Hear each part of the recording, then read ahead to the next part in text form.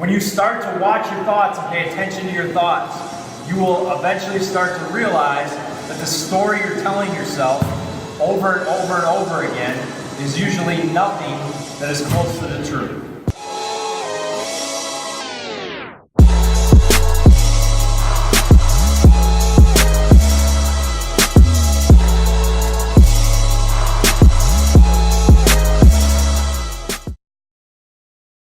Sunday, about to head to LAX, get back to Wisconsin to run a camp in a small town called Cameron.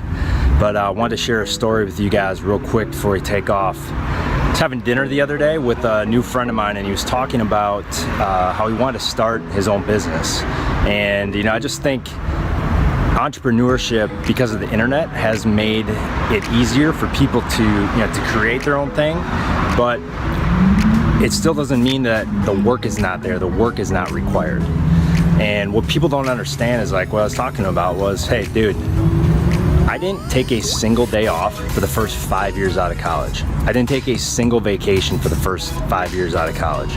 I worked 70 to 90 hours a week, you know, for 5, 6, 7, 8 years straight to, to be able to build something. And it's like, do you know how many weddings I've missed? Do you know how many days at the beaches I've missed? Do you know how many social events that I've missed to be able to do this? What drives you has to be bigger. It has to be something way bigger than yourself. And that mission has got to be there to start something if you want to be able to sustain, going through all the ups and downs of putting together something that you truly love to do.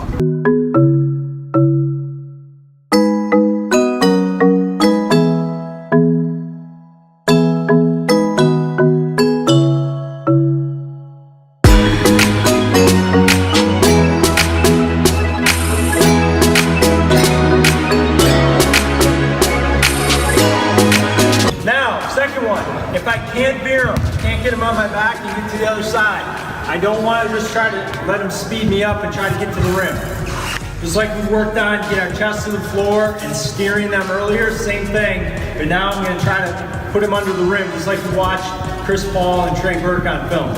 So I'm here, my inside shoulder's down, I drive into the rim, and when I get here, I don't want to square up to the basket. All I'm going to do is show him the ball, let him make a play.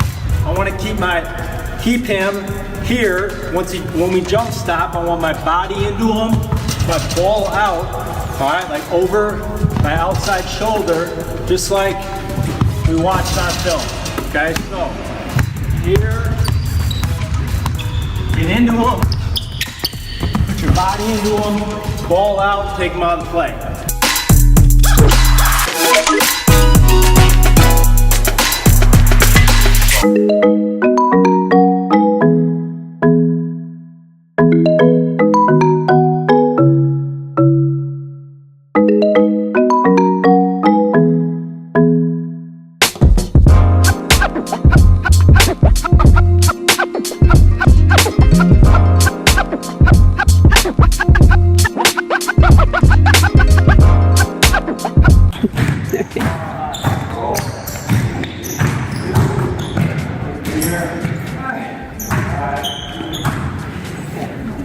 Okay, here we go.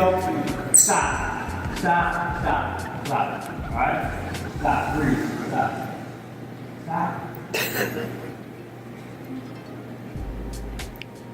What did you say as soon as you missed a shot? You said, my bad. What else did you say? What else did you say? What else did you say? Okay, now. This is exactly what I'm talking about, right? Now, I'm just using it as an example. Because the bottom line is every single other person here does the same thing. Is what you just said to yourself the truth? Is the truth that you suck? Right?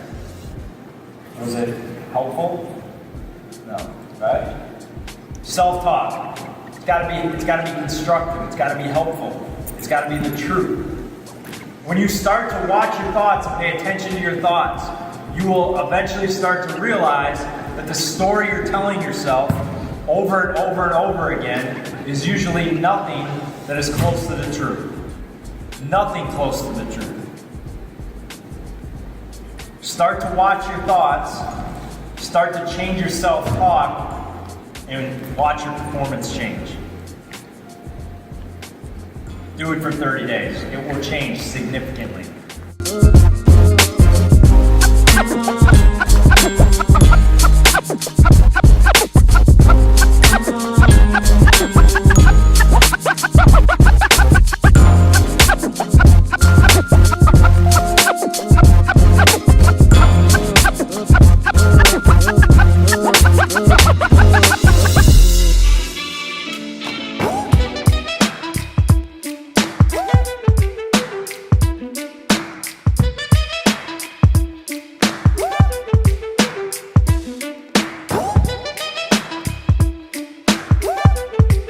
Just finished up camp in Cameron, Wisconsin, and had a kid come up to me afterwards that asked me what he needed to work on.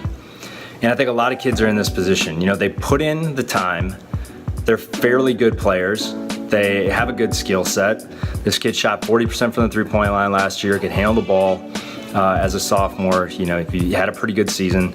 But, you know, it's all about trusting the process, trusting the work that you're putting in. He's obviously putting in work, he can handle the ball, his skill set's pretty good.